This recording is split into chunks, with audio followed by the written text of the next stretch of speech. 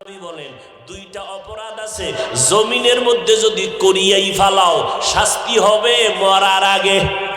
কয়টা অন্যায়? ইসনানি ওয়াজিলুহুমাল্লাহু ফিদ দুনিয়া, দুইটা অপরাধ যদি করো দুনিয়াতে তোর শাস্তি শুরু হবে। এক নাম্বার আল বাগিয়ু ওয়া উকুকুল ওয়ালিদাইন, এক নাম্বার অপরাধ হলো জুলুম। দুই নাম্বার অপরাধ হলো মা বাবার সাথে বেয়াদবি। জুলুম তিন প্রকার: আল্লাহর সাথে জুলুম করা, নিজের সাথে জুলুম করা, অন্যের সাথে জুলুম করা। আল্লাহর সাথে জুলুমের শিরি হলো বড় জুলুম, হলো আমার মাওলার সাথে শিরিক করা। ইন্না শিরিকা লা যুলমুন আযীম, আল্লাহর সাথে অংশীদার বানানো। যারা জুলুম করবা শাস্তি হবে মরার আগে। একজনের ইজ্জত নষ্ট করেছো, মা বাবার সাথে বেয়াদবি করেছো, বান্দার হক নষ্ট করেছো, ওস্তাদের সাথে বেয়াদবি করেছো, বান্দার হক নষ্ট করেছো। আল্লাহর কসম, ক্ষমা দিবে না যদি মা বাবা ক্ষমা না দেয়। আল্লাহ তোমারে ক্ষমা দিবে না যদি তোমার ওস্তাদ তোমারে ক্ষমা না দেয়। বান্দার হক বান্দা মাফ করতে হবে, তারপরে আল্লাহ ক্ষমার ঘোষণা দিবেন। বান্দার হক আল্লাহ বলেন বান্দা ক্ষমা না করলে আমি ক্ষমা দিব না। প্রত্যেক মুসলমানের ইজ্জত প্রত্যেক মুসলমানের কাছে আমানত। ক্বালান নবী সাল্লাল্লাহু আলাইহি ওয়া আলিহি ওয়া সাল্লাম আল মুসলিমু মান সালিমাল মুসলিমুনা মিন লিসানিহি ওয়া ইয়াদি, খাঁটি মুসলমান ওই ব্যক্তি যার জবান আর হাতের দ্বারা অন্য মুমিন মুসলমান ভাই নিরাপদ থাকে।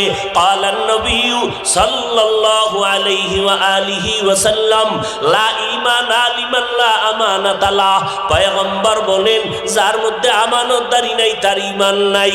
একজনের ইজ্জত আর একজনের কাছে আমানত। আল মাজালিসু বিল আমানা, এই মজলিসে যে কথা বলতেছি এটাও আমানত। বলা লাগবে না ভাই, আপনার একটা কথা বলছি কারো কাছে বলবেন না, এটা বলা লাগবে না। আপনার কাছে কথা বলা মাত্র আমানত হয়ে গেছে। আমার অনুমতি ছাড়া অন্যের কাছে বলা হবে জুলুম। বড় কঠিন এক দুনিয়ায় আমরা আছি। কদমে কদমে কদমে কদমে মুসিবত। একটু ধৈর্য ধারণ করে কন্ট্রোল করলে বিনা হিসাবে যান না।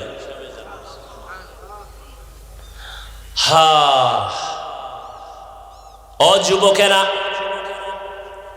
নিজের উপরে জুলুম করি না কথা বলে না কেন?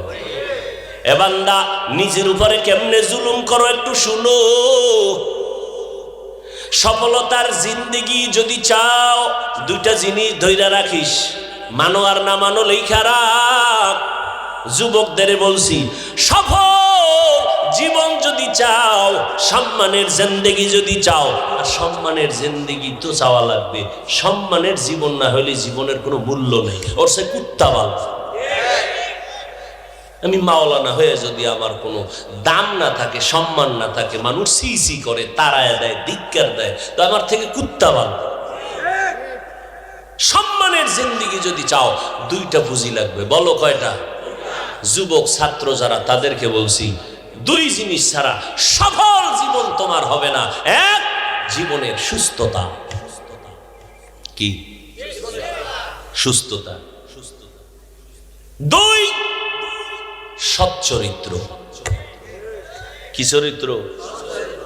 তুমি বড় জ্ঞানী, লেখাপড়া খুব পারো, কলম ধরলেই পাস, কিন্তু চরিত্র খারাপ, এক বিন্দু দাম নাই। কথা ঠিক না? তুমি 50 তালা বাড়ির মালিক, কোটি টাকার মালিক, চরিত্র খারাপ, তোমাকে কেউ ভালো জানে না। সফলতার জিন্দেগির জন্য দুই জিনিস লাগবে, সুস্থতা। কথা বলে না? এই দুই জিনিস জবাই করেছে মোবাইল। জবাই করেছে মোবাইল। সমস্ত চিকিৎসা বিজ্ঞানীরা একমত, শরীরের সুস্থতার জন্য রাত আর দিনের ভেতরে অপরিহার্য তোমার আল্লাহর দেওয়া ফ্রি ঔষধ হলো রাতের ঘুম। দিনের ঘুম না রাতের ঘুম? সেই রাতের ঘুম জবাই করছো মোবাইল হাতে নিয়ে। ঠিক নেই? সারা রাত মোবাইলের মোরাকাবায় চলে যায়, সারাটা রাত কি করে? কবিরা গুনাহ করে, কবিরা গুনাহ, কবিরা গুনাহ, কবিরা গুনাহ। এটা নিজের উপরে জুলুম, ঠিক না? চুপ! এই কিয়ামতের ফিডাফিডি তো যা আছে ওটা পরে, কিন্তু দুনিয়াতে কি ক্ষতি হচ্ছে এই মোবাইলের কারণে? এই যুবকেরা, মোবাইল তো দেখবি, জিব্রাইল আইসা বললো ফিরবি না, দেখবি, তবে শুন কিছু পরামর্শ দেই, মানিস। মোবাইলের গুগলে গোটা পৃথিবী ঢুকানো। গুগলে আজকে বাসায় গিয়ে সার্চ দিবি, আজকে গিয়ে সার্চ দিবি গুগলে যে মানুষের শরীরের স্বাস্থ্যের জন্য রাতের ঘুম ভালো না দিনের ঘুম ভালো? রাতের ঘুম ভালো তো কোন অংশ? দেখবি পুরা ডিটেলস লেখা আসবে।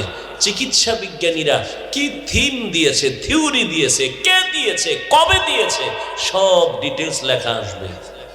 প্রথম রাতের অংশ শরীরের জন্য ঔষধ নয়, শেষ রাতের ঘুমও শরীরের ঔষধ নয়, মধ্যরাতের ঘুম। কোন রাতের ঘুম? এই জন্য আজান হয় কয়বার? আজান হয় কয়বার?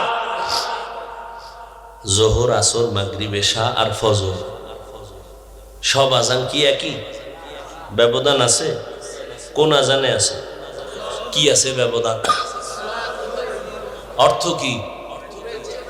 ঘুমের চেয়ে কোন ঘুম? দিনের ঘুম থেকে সন্ধ্যা রাতের ঘুম না শেষ রাতে? শেষ রাতের ঘুম থেকে নামাজ ভালো, কারণ ওই সময়ের ঘুম স্বাস্থ্যের জন্য ক্ষতির কারণ। ওই সময় তোমার পৃথিবীর মালিক আসে তোমাকে দিতে। এটা কি নতুন শুনলেন? আল্লাহ আসেন প্রথম আসমানে, দিনে না রাতে? রাতের প্রথম অংশ